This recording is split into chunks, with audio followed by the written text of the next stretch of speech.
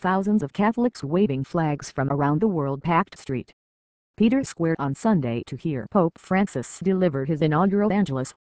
The new pontiff gave his Angelus, or noon blessing, from the papal apartment window, speaking to more than 200,000 worshippers in the square 4 days after his election as pope.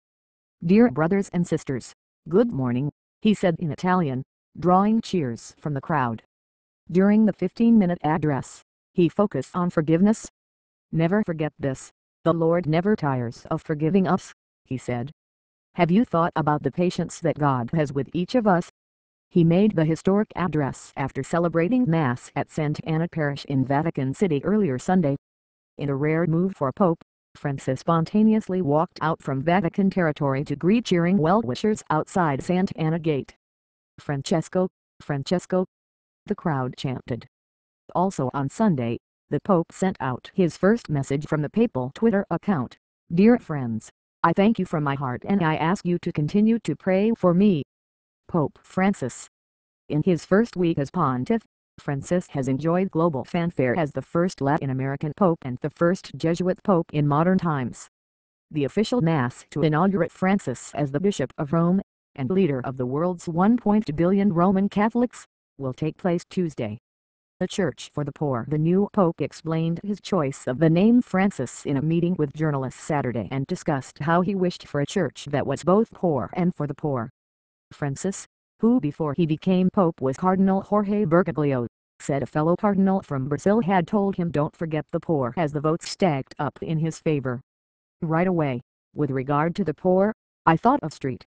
Francis of Assisi, then I thought of war," he told the assembled journalists.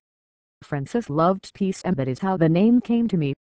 He had also thought of St. Francis of Assisi's concern for the natural environment, he said, and how he was a poor man, a simple man, as we would like a poor church, for the poor. St. Francis of Assisi, who gave up his own wealth and prestige, is revered among Catholics for his work with the poor. Pope Francis, the pontiff, first a blessing for all. The new pope concluded the meeting with press, which did not include questions, with a blessing for all the journalists present and their families. Francis acknowledged that not all those present were Catholic, saying he gave them his blessing knowing that you are of different religions, because all of you are children of God. 5 things to know about the new pope. As a cardinal in Buenos Aires, he developed close relations with Argentina's Jewish community. He wrote to the chief rabbi in Rome last week, saying he strongly hoped to contribute to the progress of the relations that have existed between Jews and Catholics since the Second Vatican Council in the 1960s, which redrew the Church's relations with the modern world, in a spirit of renewed collaboration. Catholics, 5 ways for Francis to move forward. Reforms to come. In just his first few days as Pope, Francis has prompted speculation that he may bring in wider changes. While he decided the heads of the various Vatican offices will keep their jobs for now, he's not making any definitive appointments, the Vatican said Saturday. CNN Vatican analyst John Allen, who's also a correspondent for the National Catholic Reporter, said this is the first clear signal that he may be serious about reform. It's customary for new popes to swiftly reconfirm the department heads who lose their positions when the previous pontificate ends, and then take his time about bringing in his team, Allen said. The fact that Francis has not followed that path may suggest that significant personnel moves will come sooner rather than later. Francis wants a certain period for reflection, prayer and dialogue before making any definitive nomination or confirmation, the Vatican statement said.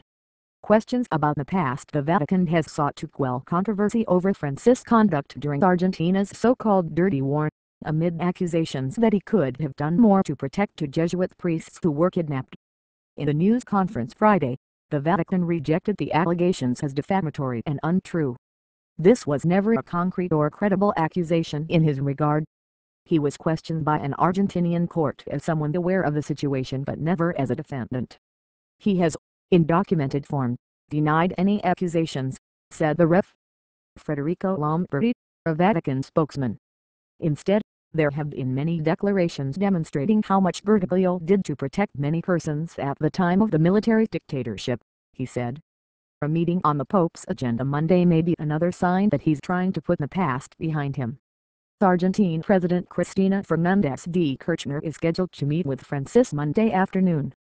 As Archbishop of Buenos Aires in 2010, Francis sharply criticized her government's push to legalize gay marriage, calling proposed legislation a destructive attack on God's plan. With a front-page counterpunch, the president said the church possessed attitudes reminiscent of medieval times and the Inquisition. Some analysts thought Fernandez's lukewarm praise of Francis after he was elected to the papacy Wednesday signaled that old tensions were still simmering.